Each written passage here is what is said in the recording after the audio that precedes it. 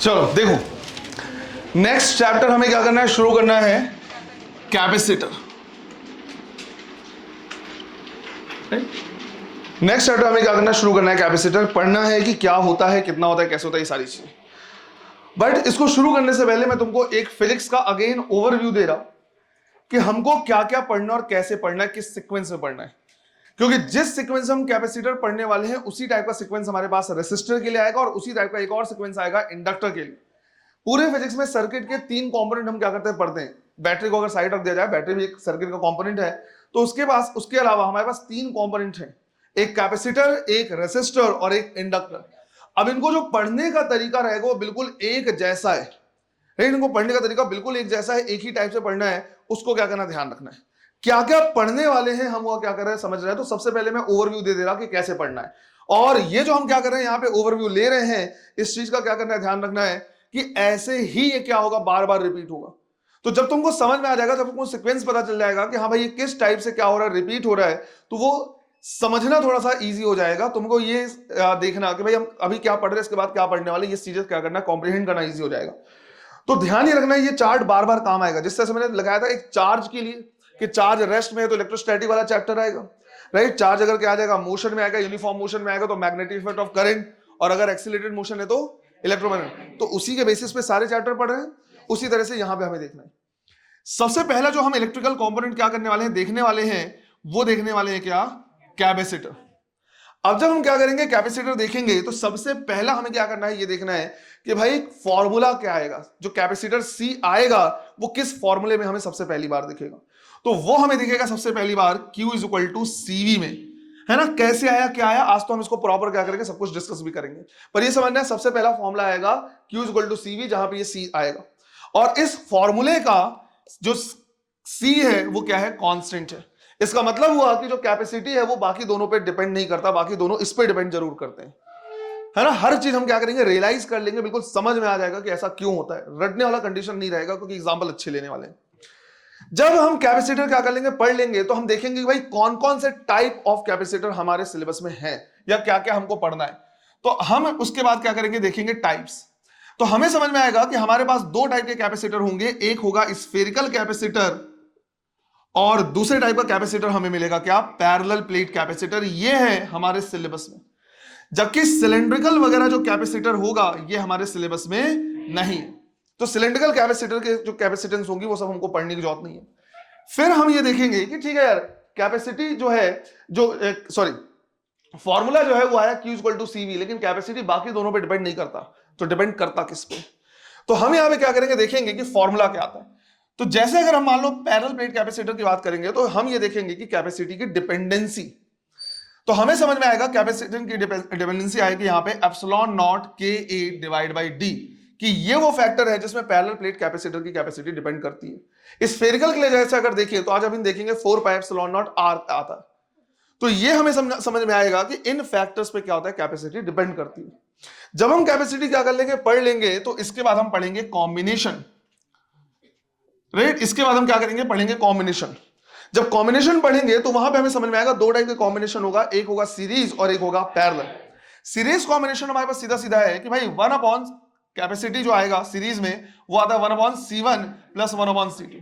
जबकि पैरेलल में आता है, कैपेसिटेंस जो पैरेलल में आता है वो आता है C1 प्लस C2। ये पढ़ेंगे। इसको पढ़ने के बाद हम क्या करेंगे, देखेंगे कि भाई इसमें एनर्जी कितनी स्टोर हो रही है, एनर्जी स्टोर्ड, या फिर हम देखेंगे अगर लॉस हो रहा है तो कितना लॉस होगा। तो हमें समझ में आएगा कि हम फॉर्मूला निकालेंगे कि energy lost is equal to या stored is equal to half CV square, और जो कैपेसिटर है वो एनर्जी को क्या करेगा, स्टोर करेगा।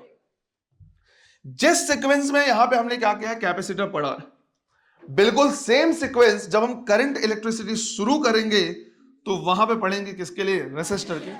सबसे पहले हम देखेंगे कि जो रेसिस्टर का फॉर्मूला है, जो रेसिस्टर टर्म है, वो सबसे पहली बार आएगा किसमें, तो वो आएगा Ohm's law, V is equal to IR। पढ़ने का तरीका बिल्कुल वही हो गया।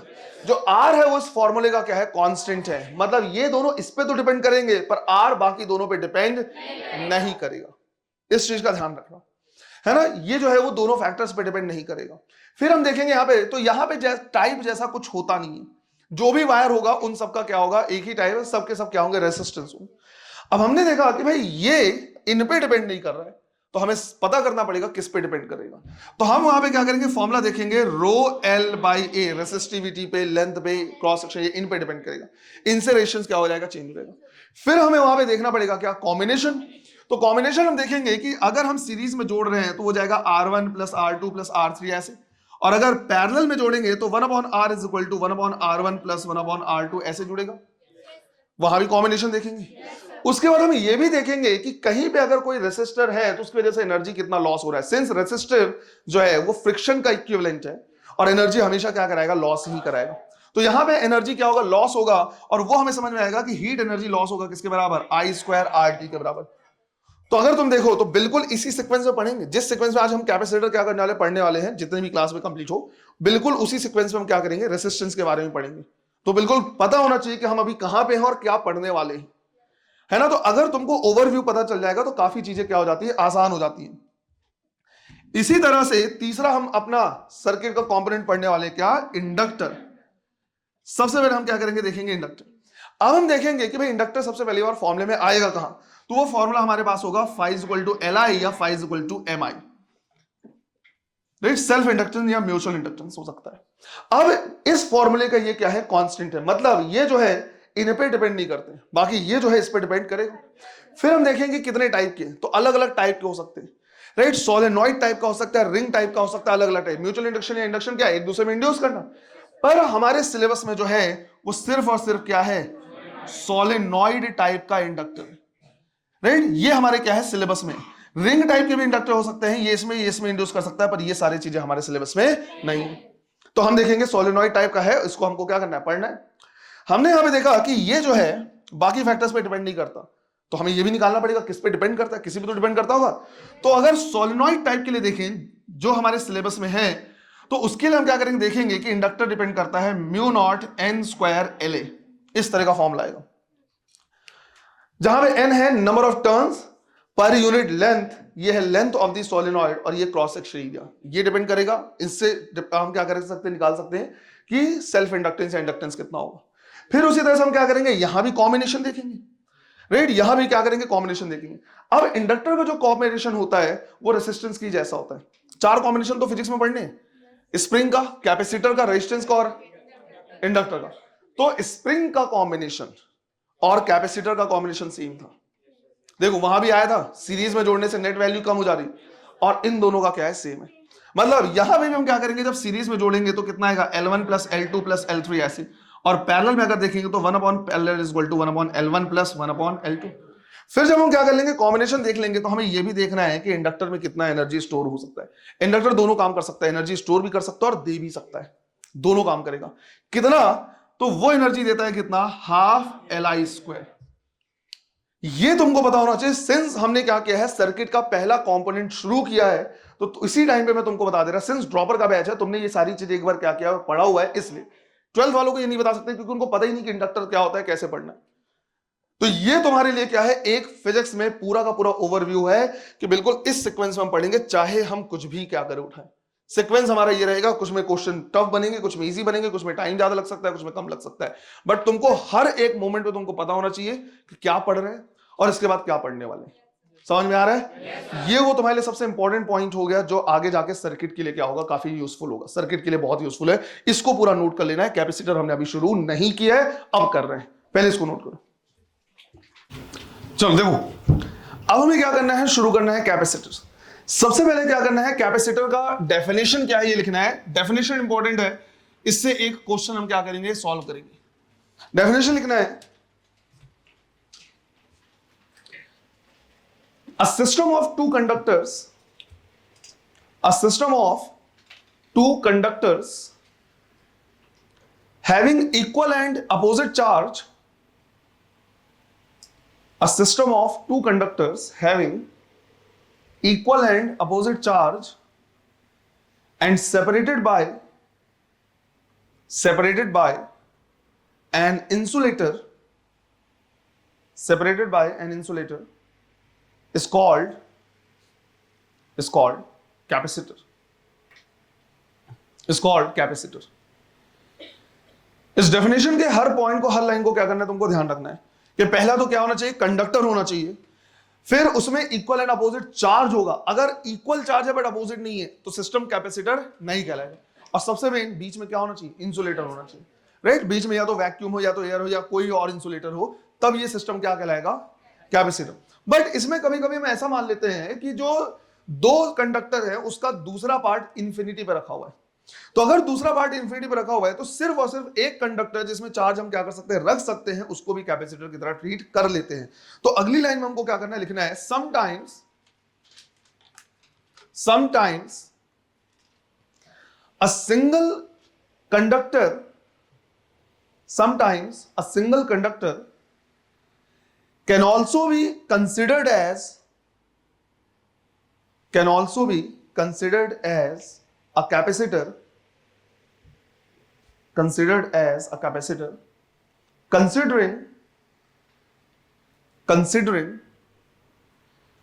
the other part to be at infinity,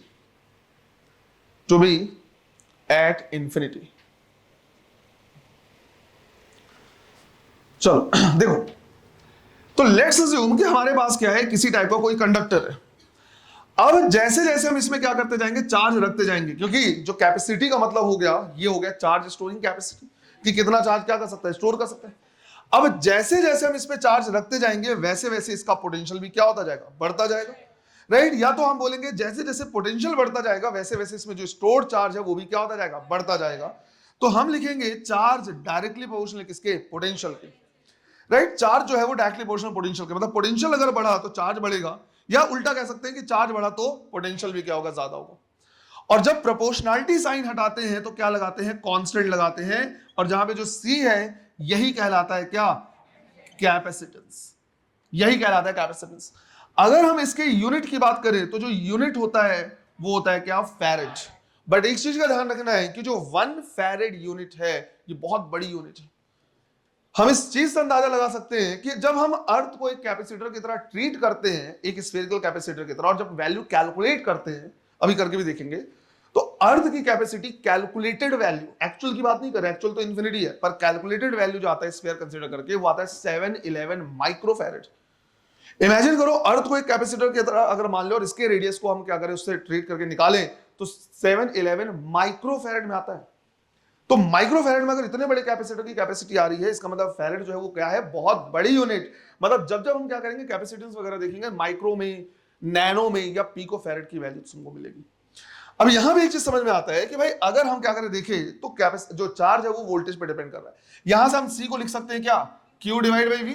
अगर मैं चार्ज को डबल कर दूं तो कैपेसिटी कितनी हो जाएगी, डबल हो जाएगी, कोई चेंज नहीं होगा, कोई चेंज नहीं होगा, क्योंकि इस फॉर्मूले का ये क्या है, कांस्टेंट है। इसका मतलब ये हुआ कि ये दोनों फैक्टर इस पे डिपेंड कर सकते हैं, राइट। ये दोनों जो फैक्टर हैं वो इस पे डिपेंड कर सकते हैं, पर ये इन पे डिपेंड नहीं करेगा। मतलब वोल्टेज को बढ़ाने से चार्ज कितना बढ़ेगा या चार्ज को बढ़ाने से कितना वोल्टेज बढ़ेगा, ये डिपेंड करेगा कैपेसिटी पे, पर जो कैपेसिटी है वो इन फैक्टर पे डिपेंड नहीं करेगा। अब ये सारी चीजें दिख नहीं रही हैं, तो इसको थोड़ा सा विजुलाइज करने की कोशिश करते हैं वापस से उसी तरह से जैसा हमने पहले देखा था। और हमने बोला था चार्ज को हम इक्विवेलेंट मानते हैं किसके, वाटर के। जो वोल्टेज है उसको इक्विवेलेंट मानते हैं किसके, वाटर की हाइट की। जो कैपेसिटर है उसकी इक्विवेलेंट मानेंगे size of the bucket, right. Bucket की साइज ले लेंगे। अब यहां से इमेजिन करने की कोशिश करो, यहां से समझ में आ जाएगा। मान लो हमने क्या किया है, दो बकेट लिया है जिसकी कैपेसिटी क्या है, अलग अलग है। दोनों की कैपेसिटी क्या है, अलग अलग है। देख के हम बता सकते हैं कि पहले की कैपेसिटी कम है, दूसरी कैपेसिटी क्या है, ज्यादा है। अब दोनों के ऊपर मैंने क्या कर दिया, नल लगा दिया, नल को खुला छोड़ दिया, राइट। इस तरह से क्या कर दिया, नल लगा दिया, सोर्स ऑफ वाटर हो गया, जैसे बैटरी का काम होता है, सोर्स ऑफ चार्ज। अब एक चीज तो तय है कि जैसे जैसे इसमें पानी भरता जाएगा वैसे वैसे हाइट बढ़ती जाएगी। एकदम 100% श्योर है कि जैसे जैसे अमाउंट ऑफ वाटर बढ़ेगा वैसे वैसे हाइट बढ़ेगी, फॉर श्योर। इसमें भी होगा और इसमें भी वो होगा, इसमें भी। दोनों के लिए हम कह सकते हैं कि जो अमाउंट ऑफ वाटर है वो डायरेक्टली प्रोपोर्शनल है हाइट के। हाइट कम है किसी में तो पानी भी कम है, हाइट ज्यादा है तो पानी भी ज्यादा है। सेम चीज इसमें भी है, हाइट कम है तो पानी कम है, हाइट ज्यादा है तो पानी ज्यादा है। या उल्टा बोल सकते हैं, अगर पानी ज्यादा है तो हाइट ज्यादा होगी, और जैसे जैसे हाइट बढ़ाएंगे वैसे से पानी बढ़ेगा, जैसे जैसे पानी बढ़ेंगे वैसे से हाइट बढ़ेगा। ये चीज तो ट्रू हो गया, लेकिन पानी बढ़ाने से कितनी हाइट बढ़ेगी ये इस बात पे भी डिपेंड करता है कि बाल्टी किस साइज का लिया है। अगर बाल्टी का साइज छोटा है तो पानी भरने से हाइट ज्यादा तेजी से बढ़ेगा, और अगर बाल्टी का साइज बड़ा है तो पानी भरने से हाइट धीरे धीरे बढ़ेगा। यही होगा। अगर मैं तुमसे बोलूं दोनों में बराबर बराबर पानी डाल दूं तो जिसकी कैपेसिटी ज्यादा होगी उसमें हाइट कम होगी, जिसकी कैपेसिटी कम होगी उसमें हाइट ज्यादा होगी। समझ में आ रहा है ये? तो हम इस चीज में क्या करते हैं, बोलते हैं कि भाई जो अमाउंट ऑफ वाटर है वो हाइट पे डिपेंड करता है, या हाइट जो है वो अमाउंट ऑफ वाटर पे डिपेंड करता है, और साथ ही साथ कितना हाइट होगा ये इस बात पे डिपेंड करता है कि इनकी कैपेसिटी कितनी है, कैसी है। कम कैपेसिटी है तो हाइट जल्दी बढ़ेगा, या बराबर बराबर हाइट ले लोगे तो हम बोलेंगे जिसकी कैपेसिटी कम है उसमें पानी कम है, और जिसकी कैपेसिटी ज्यादा है उसमें पानी ज्यादा है। तो ये कैपेसिटी पे डिपेंड कर रहे हैं नहीं कर रहे हैं कि कितना पानी है कितना हाइट है, ये बाल्टी के साइज पे डिपेंड कर रहा है। पर क्या बाल्टी का साइज पानी पे डिपेंड कर रहा है? तो पानी कम भरा है तो साइज छोटा हो गया। क्या बाल्टी का साइज चेंज हो सकता है? इनफैक्ट अगर इसमें पानी नहीं है तो भी जितने की कैपेसिटी का बाल्टी, 10 लीटर का बाल्टी तो 10 लीटर ही रहेगा, राइट? पानी चाहे एक ड्रॉप हो चाहे बिल्कुल लबालब भरा हो। हाँ, बिल्कुल लबालब भरने के बाद एक ड्रॉप भी डालोगे तो वो बाहर निकल जाएगा, फ्लो होने लगेगा। सेम वही काम होगा यहां पे, सेम वही काम होगा यहां पे। जैसे जैसे हम वोल्टेज क्या करते जाएंगे, बढ़ाते जाएंगे, दिमाग में चलना चाहिए हाइट, वैसे वैसे इसका चार्ज दिमाग में चलना चाहिए अमाउंट ऑफ वाटर बढ़ता जाएगा। जैसे जैसे वोल्टेज बढ़ाएंगे वैसे वैसे, राइट, वैसे वैसे चार्ज बढ़ेगा, या जैसे जैसे चार्ज बढ़ेगा हम बोलेंगे इसका पोटेंशियल क्या हो रहा है, बढ़ रहा है। पर कितना बढ़ेगा ये इस बात पे डिपेंड करेगा कि इसकी कैपेसिटी कितनी है। तो चार्ज और पोटेंशियल कैपेसिटी पे डिपेंड कर सकते हैं पर कैपेसिटी इन पे डिपेंड नहीं करेगा। अगर बाल्टी का साइज छोटा है तो कम हाइट में कम पानी होगा, अगर कैपेसिटी कम है तो कम पोटेंशियल पे चार्ज भी कम होगा, पोटेंशियल भी कम होगा, और कम पोटेंशियल पे चार्ज क्या होगा, कम होगा। यही हुआ। और अगर बाल्टी का साइज बड़ा है तो कम हाइट में पानी ज्यादा होगा, अगर कैपेसिटी ज्यादा है तो कम पोटेंशियल पे चार्ज ज्यादा हो सकता है। या इक्वल इक्वल कंपेयर कर लो, बराबर बराबर हाइट कर लो, ज्यादा कैपेसिटी तो पानी ज्यादा, सेम पोटेंशियल के लिए कैपेसिटी ज्यादा होगा तो उसमें चार्ज भी क्या होगा, ज्यादा होगा। क्या रिलेट कर पा रहे हो? तो सिंपल सा क्या करना है, इस तरह से ध्यान रखना है। अगर इसकी लिमिट से ज्यादा मैंने इसमें चार्ज डाल दिया तो बहने लगेगा, पानी जैसे फ्लो होने लगता है उसी तरह से, and that process known as sparking. अगर हमने उसमें से ज्यादा, जितना उसकी कैपेसिटी उससे ज्यादा चार्ज डालने की कोशिश की तो ये सराउंडिंग को क्या करने लगेगा, आयोनाइज करने लगेगा, और वो जो चार्ज है वो क्या होने लगेगा, स्पार्क के फॉर्म में डिस्चार्ज होना शुरू हो जाएगा। तो जब भी हम क्या करते हैं, देखते हैं कहीं पे स्पार्क हो रहा है तो हम समझ जाते हैं उसमें बहुत ज्यादा चार्ज हो गया होगा, तभी बाकी चार्ज क्या हो रहा है, फ्लो हो रहा है। बात आई समझ में? तो इस तरह से क्या करना है, ध्यान रखना है कि कैसे ये जो है इन पे डिपेंड नहीं करता पर ये इन पे डिपेंड करता है। एक ज्यादा कैपेसिटी का मतलब होता है कि अगर कैपेसिटी कहीं पे ज्यादा है उसका मतलब है कि वहां पे कम पोटेंशियल में भी वो ज्यादा चार्ज क्या कर सकता है, स्टोर कर सकता है। और अगर कहीं पे कैपेसिटी कम है तो उसका मतलब है कि वो, राइट, कम चार्ज स्टोर करेगा ज्यादा पोटेंशियल पे। ज्यादा पोटेंशियल है उसके बावजूद चार्ज का अमाउंट क्या है, कम है। जब जब कंफ्यूजन हो उधर से क्या करना है, डील करनी है। बात आई समझ में?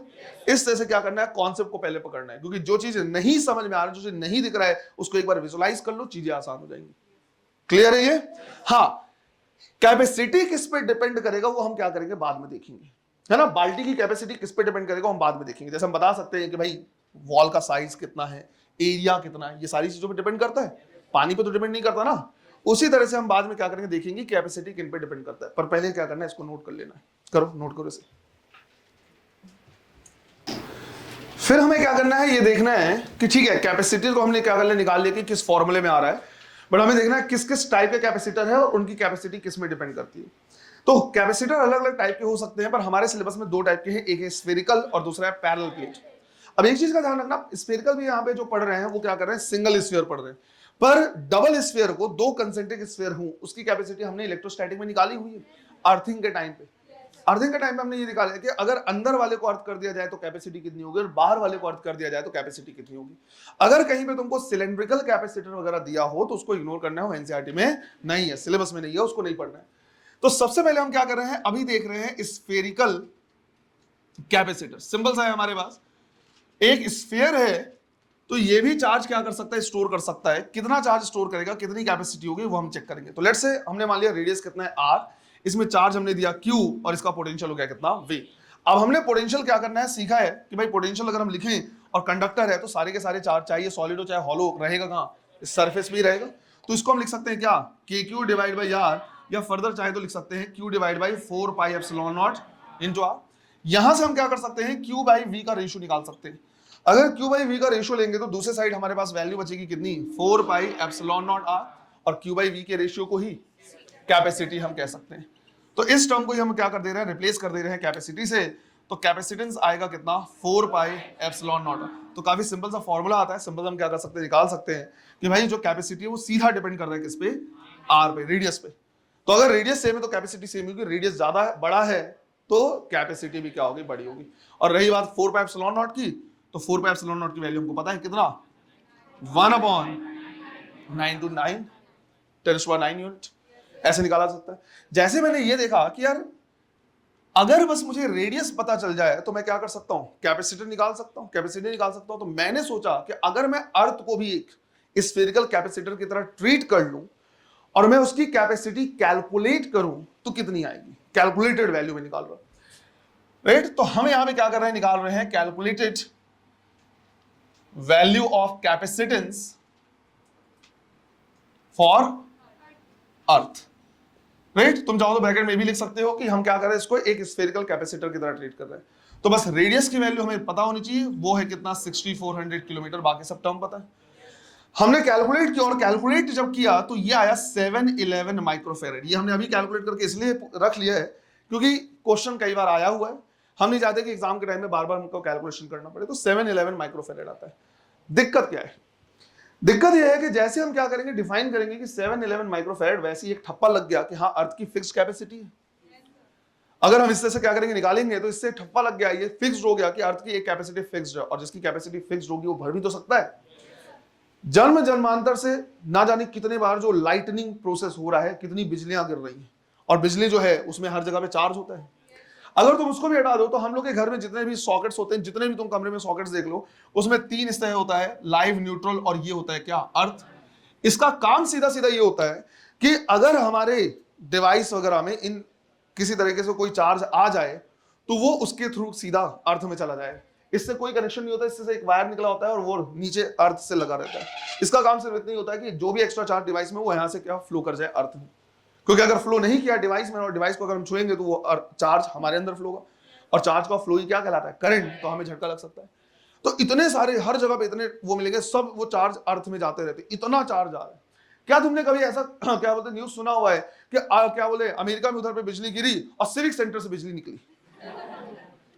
क्यों? कैपेसिटी भर गई भाई, बहेगा कहीं ना कहीं से। तो एक साइड से ये भर गया है, बोला नहीं उधर से हो रहा, तो इधर से नीचे से बिजली निकलता है। कभी देखा है तुमने? कभी भी न्यूज में सुना है कि नीचे से बिजली? आज खेत में पता चला 3 लोगों ने बिजली निकलते हुए देखा नीचे से। कभी भी ऐसा न्यूज हमने नहीं सुना। तो जितने भी बिजलियां गिर रही हैं, जितने भी चार्ज है, वो सबके सब अर्थ में जा रहे हैं। इसका मतलब है कि ठीक हमने ये कैलकुलेट तो कर लिया है, पर ये सही नहीं। ये सिर्फ हमने क्या किया, इसको एक स्फीयर मानते हुए कैलकुलेट किया, तो ये आ गया कैलकुलेटेड वैल्यू है। एक्चुअल वैल्यू की अगर हम बात करें, actual value of capacitance of earth की बात करें, तो हम गलत यहां पे कर गए हैं कि भाई जब कैपेसिटी हमने क्या किया, निकाला है, वो कहां से निकाला है, Q बाई V से निकाला है ना। सीधा सीधा हमें यहीं से देखना है। जो वोल्टेज अर्थ के लिए होता है, पोटेंशियल जो होता है वो कितना होता है, 0। तो अगर हम 0 लेंगे तो C कितना आएगा, इन्फिनिटी। एक्चुअल में अर्थ की कैपेसिटी कितनी है, इन्फिनिटी। अब ये होता है कि सर अगर मान लीजिए क्वेश्चन आया कि अर्थ की कैपेसिटी कितनी है, तो हमको कौन सा बताना है, कैलकुलेटर बताना है कि एक्चुअल बताना है? अरे भाई वास्तविकता ही बतानी है, एक्चुअली तो बताना होगा। अगर वो तुमसे बोलेगा कि इसको एक स्फेरिकल कैपेसिटर की तरह ट्रीट करो और कैलकुलेट करो, तब तुमको आंसर ही देना है। अदरवाइज अर्थ की एक्चुअल कैपेसिटी इनफाइनाइट, जितने भी चार्ज हम इसमें देंगे वो पूरा का पूरा स्टोर कर सकता है। क्लियर है ये? चलो नोट करो इसे। देखो, तो जब हम इलेक्ट्रोस्टैटिक क्या करते पढ़ रहे थे, तो वहां पे हमने क्या किया था, एक पॉइंट देखा था कि अगर मान लो 2 हमारे पास कैपेसिटर है, स्फेरिकल कैपेसिटर का ही हमने क्या कर लिया था, एग्जांपल ले लिया था वहां पे, और दोनों में अलग अलग चार्ज, अलग अलग पोटेंशियल है। और हमने बोला था कि अगर हम दोनों को क्या करेंगे, कनेक्ट करेंगे, तो चार्ज फ्लो होगा कहां से कहां, हाई पोटेंशियल से लो पोटेंशियल। कब तक फ्लो होगा? जब तक दोनों का पोटेंशियल सेम ना हो जाए।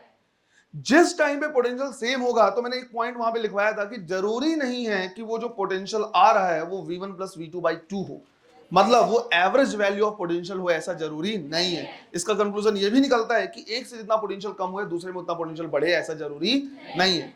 वो सिर्फ और सिर्फ स्पेशल केस में, और स्पेशल केस ये था कि अगर दोनों की कैपेसिटी सेम है तो।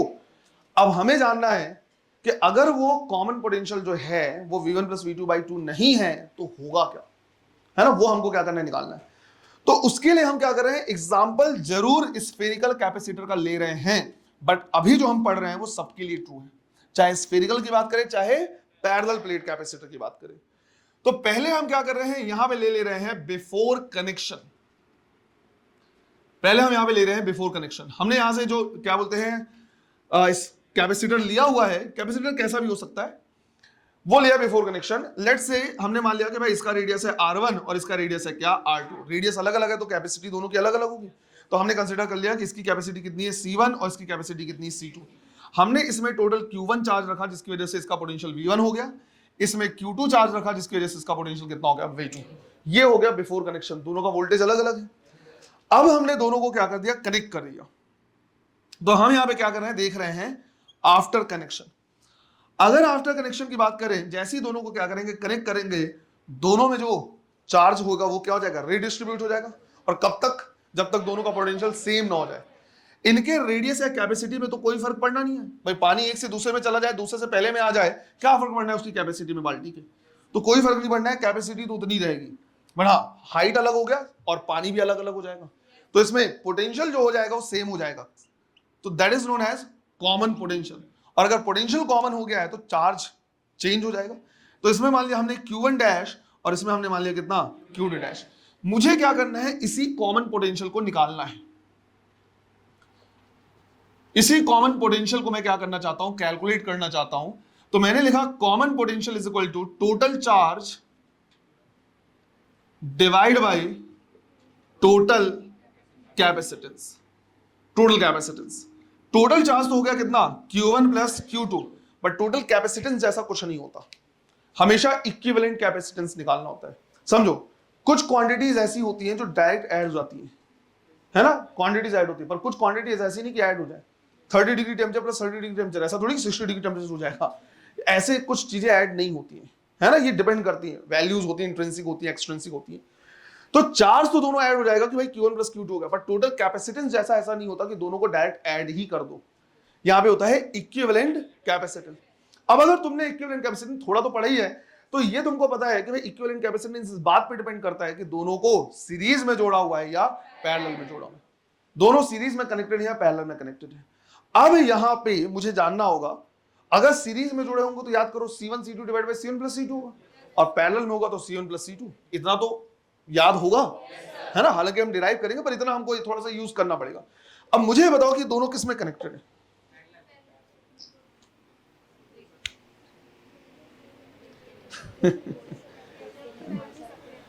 देख के नहीं बताते, कुछ प्रॉपर्टीज होती जो हमको देखना होता है। हम बोलेंगे अगर चार्ज सेम है तो सीरीज होगा, मैं लिखवा दूंगा बाद में, सीरीज और पैरेलल कॉम्बिनेशन प्रॉपर देखेंगे, और वहां पे 2-3 क्राइटेरिया लिखाऊंगा जिससे तुम पकड़ पाओगे कि कॉम्बिनेशन कैसा है। अगर चार्ज सेम होगा तो कैसा होगा, सीरीज कॉम्बिनेशन, और अगर पोटेंशियल सेम होगा तो पैरेलल कॉम्बिनेशन, पोटेंशियल सेम होता है।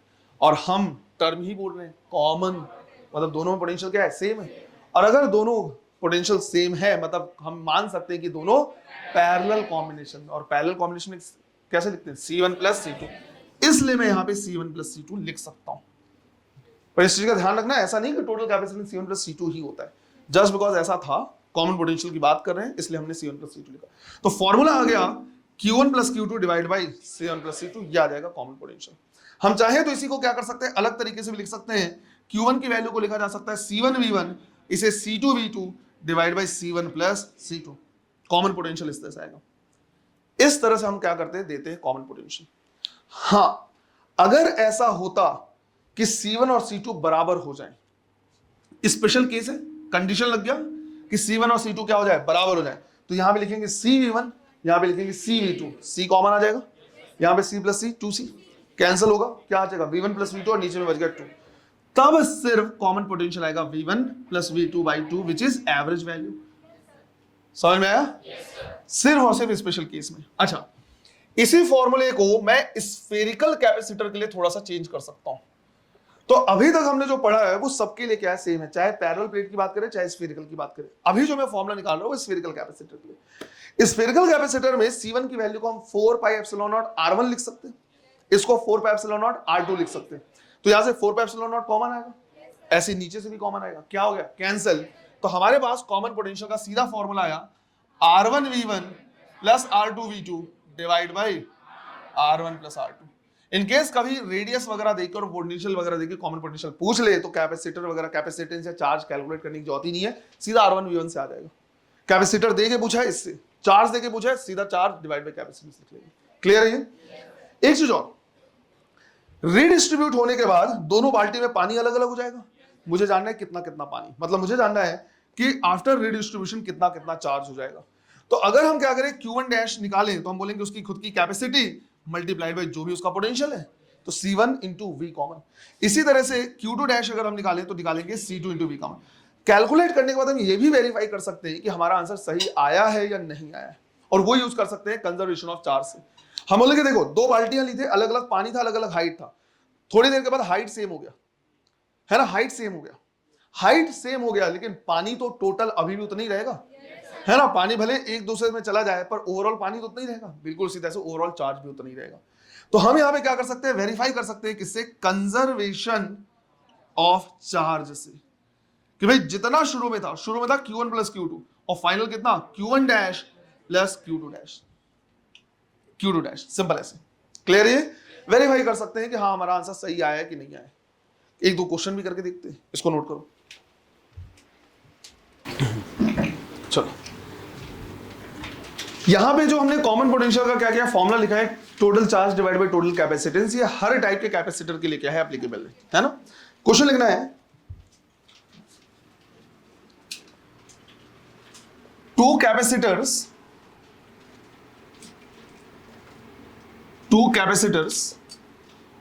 of capacity 2 microfarad and 3 microfarad, two capacitors of capacity 2 microfarad and 3 microfarad are charged with a battery of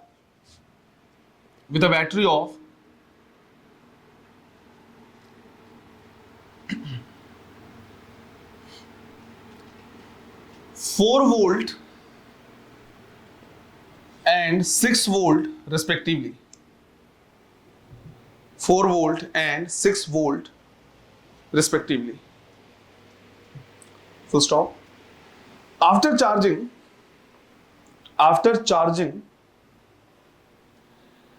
battery has been disconnected. After charging, battery is disconnected and both capacitors are joined together. Both capacitors are joined together. Full stop. Find their common potential.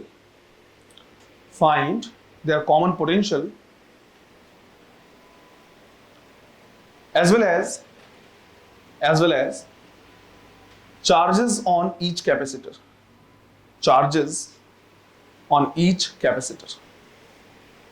करो।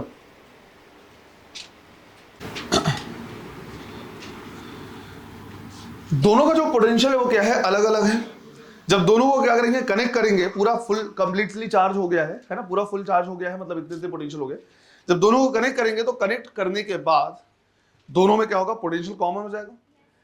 उस common potential की value निकाले तो simple सा है, C1V1 plus C2V2 divide by C1 plus C2, direct निकाल सकते हैं। एक चीज का जरूर ध्यान रखना है कि जो कैपेसिटेंस है वो माइक्रो में है, तो जब यहां तुम माइक्रो से मल्टीप्लाई करोगे तो एक चीज समझना है, यहां से 10⁻⁶ तो यहां से 10⁻⁶ कॉमन आ जाएगा, इसी तरह से नीचे से भी कॉमन आएगा और क्या आ जाएगा, कैंसिल। तो जो हमारा आंसर आएगा वो आएगा सिंपल से वोल्ट में, है ना। तो यहां से हम क्या कर सकते हैं, लिख सकते हैं 2 × 4 प्लस 3 × 6 डिवाइड बाई नीचे में कितना हो गया, 2 + 3। यहां का माइक्रो क्या हो जाएगा, कैंसिल। तो ये होगा 8 + 18 26/5, राइट, 5.2 वोल्ट, इतना आ जाएगा कॉमन पोटेंशियल। एक का पोटेंशियल क्या हुआ, कम हुआ, दूसरे का पोटेंशियल क्या हुआ, बढ़ा है। तो इस चीज को समझ सकते हो, एक से जितना कम हुआ दूसरे में उतना नहीं बढ़ा है। एक में कम हुआ 0.8 का और दूसरे में बढ़ा है कितने का, 1.2 का। तो इसी चीज को मैं समझाने की कोशिश कर रहा कि एक में जितना कम हो दूसरे में उतना बढ़े, ऐसा जरूरी नहीं।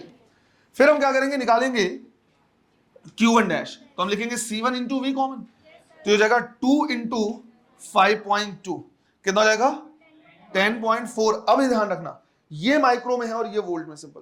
तो आंसर किस में देंगे, माइक्रो कोलाम में, है ना। यूनिट्स का थोड़ा सा क्या करना है, ध्यान रखना है।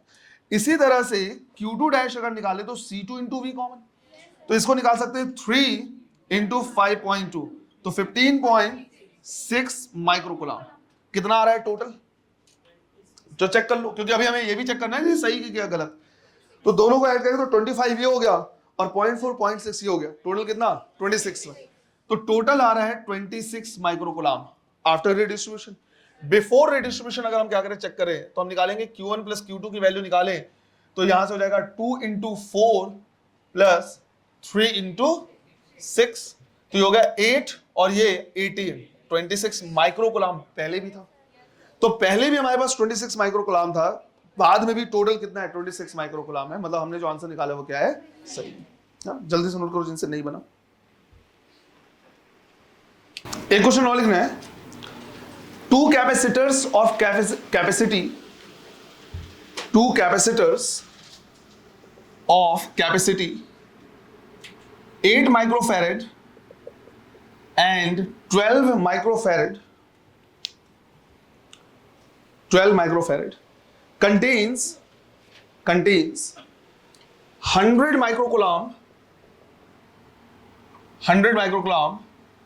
and minus 20 microcoulomb charge respectively, full stop. If both are connected,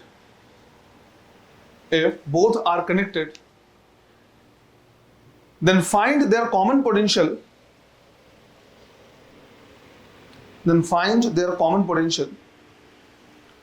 as well as charges on each capacitor,